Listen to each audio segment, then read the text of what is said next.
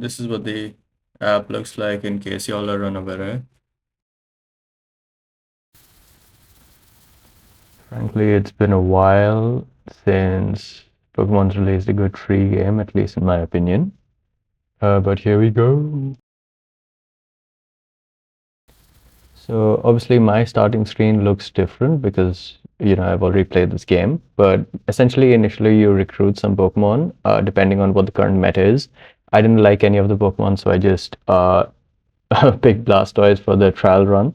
But if you want something you like, you can permanently recruit it for either VP, those are points you earn, or and you can use these quick time tickets to reset the line in case you don't like it. And you can use either tickets or VP to permanently recruit something. I again didn't really get anything I liked, so I was like, let it be for now. Now once you have your Pokemon, you go to your box, or you can go to the training thing to essentially, now you need to give your Pokemon its moves, its stats. I know, yes, it looks a bit, difficult and complicated because, there's thousands of Pokemon. I mean, not in the game yet, but, in general, there's a lot of Pokemon. Each of them have many moves, but I'll just show you how easy it is. So they have this feature where you can go to either stat, ability, or move, and you can check the battle data to see what other people are using. And these are usually the best moves to, unless you want to be creative, then you can go through the list yourself and put something.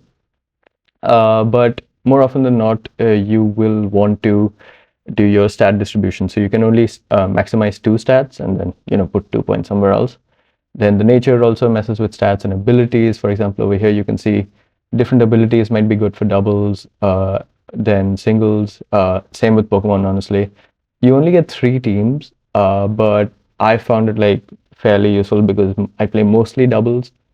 But yeah, and nature and stuff is just more stuff for your yeah, and I didn't want to train Swampert right now. So I have a bunch of teams already ready, and obviously here is the part that everyone's been waiting for, but obviously there's also items which I forgot to mention earlier. But these will have various effects like increasing weather or making your Pokemon stronger, or you can Mega Evolve in some cases. Like in my battle, I'll be using a Mega Charizard because it's popular. Even though it's not the team I use the most, I do want to use these. And I know all of this sounds very intimidating, but but there's like a bunch of YouTubers, especially I would recommend Wolfie VGC and Scroll VGC. They have a bunch of guides on how to get started on this video. So I've chosen, you just choose your team and then you start matchmaking. Initially, I do believe people have said you get bots, but now since the season has just started, there's like a bunch of I would say realistic people. Now, not everyone is very good at the game, obviously, but even my team's like very middling. Like it's not like it's got a fire, water. I'm sorry, it's got a dragon, fairy, steel core, but like it's also got a grass and a fire. Like it's a bit mixed. I've not made a proper sun team, and it's got Whimsicott, obviously, because I know you guys are thinking like, oh, what is this stupid Pokemon doing? But because of its ability called Prankster, it can be used to. It's a very good support Pokemon. So it's not always to have only Pokemon who do damaging moves. You occasionally need things to affect the speed of the battle, or if it uses something like Encore, it can essentially prevent the opponent's Pokemon from moving if they use Protect, for example, in the last turn, because Protect isn't something that usually works 2 times in a row. So yeah, here's the fight. He's setting up with Aerodactyl probably for the same reason. At least that's what I assume. To set up Tailwind. Tailwind just increases the speed for everyone. And he's got a Tinkaton, which my Charizard should be good against. We'll Mega Evolve it. Let's go. Heat Wave. It's not going to do great. So this is the good thing. It tells you if it's super effective or not. And I'll set up Tailwind, so I should go first. Even like for example, if his Quick Claw activates, I have priority, which means that unless somebody else uses a priority move and they're faster than me, or they have something with a higher stage of priority, they're not going to move before me. Now, I set the weather. Weather is very important. Fake out is also a very popular move because it essentially prevents you from moving entirely. I set up Tailwind. Like I said, I went first. Fake out has a +3 priority. That's why he went before me. And Rock Slide is gonna absolutely destroy my Charizard because it's a 4x weakness. There's a type chart which you guys might want to look up. I know it seems a bit daunting, but if you don't want to look at it, you can just try out some different Pokemon and see who's strong to what, because there's about, I believe, 153 or something like that double type combinations, and each of them are like strong and weak against different moves. But as a general rule of thumb, most people tend to have a Dragon, Steel, and Fairy, or a Fire, Water, Grass, and people tend to use a lot of like ground moves to like cover these. So yeah, just have a look at the type chart. Now I've set out my King Gambit because Steel is strong against Rock, and Flying. I mean, it's not strong against Flying, but Flying doesn't resist, so it's fine. Now they've also set up Tailwind, which honestly, if I had used Taunt, he wouldn't have been able to use it, and he uses Gigaton Hammer. Now, thankfully, I put a Focus Sash on my Whimsicott, so I live another turn. Otherwise, normally I would have died. A super effective Steel move with that high of base power. And yeah, my King Gambit does its job. Let's go. Aerodactyl dies. But the Stinkaton, and I never thought I'd say the sentence, but the Stinkaton might be an issue for me. But we'll see. Now they have a Heracross.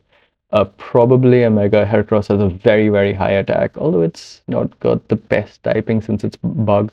I mean, Bug and Steel is good, but like Bug in general is not the best type, I would say. Although Whimsicott is weak to Grass, and King Gambit's 4 times weak to Fighting, so oh no. Yep, high attack stat. Looks very cool though, looks super bulky. And the good thing is Tinkaton can't quite use, and super effective. Oh, I thought that was gonna take it out. Tinkaton can't use Gigaton Hammer again. Oh no, oh no, oh no, the match might be over. Oh fuck. Ah no, I thought I was gonna win this. Ah shit.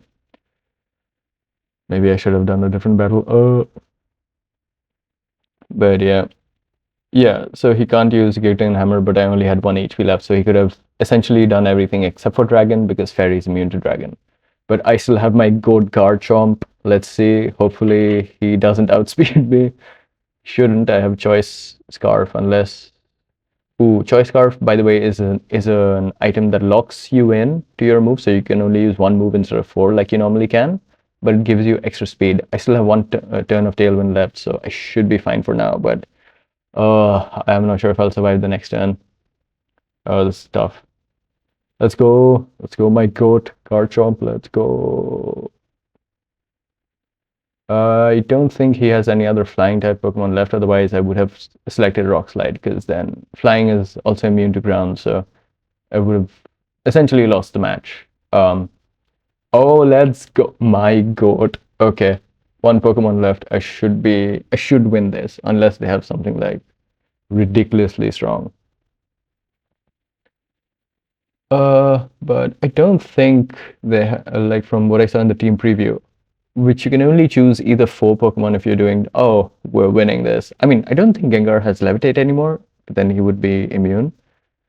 But in general, it's good to figure out, what's the most common abilities to run on a Pokemon. So if Gengar had Levitate, which I'm pretty sure it doesn't anymore. Oh my god, they have a Focus Sash. Why are they running a Focus Sash? Well, I guess too. And they didn't do a special defense drop, so it's very unlikely for them to win at this point. Their Tailwind's also out. I should outspeed at this point, and it's 1%. I should be winning this.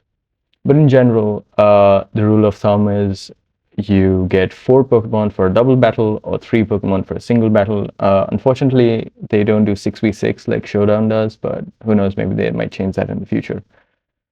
But yeah, let's go. We won this for now. By the way, in case you guys are wondering why I have so many more levels, or why I know this already, I used to play this earlier on my Switch. when the game released, and I didn't really spend much. I think I spent like 500 rupees or something to get like some extra spaces, but it's genuinely not that necessary, or not necessary at all. You get extra spaces every time you go up league.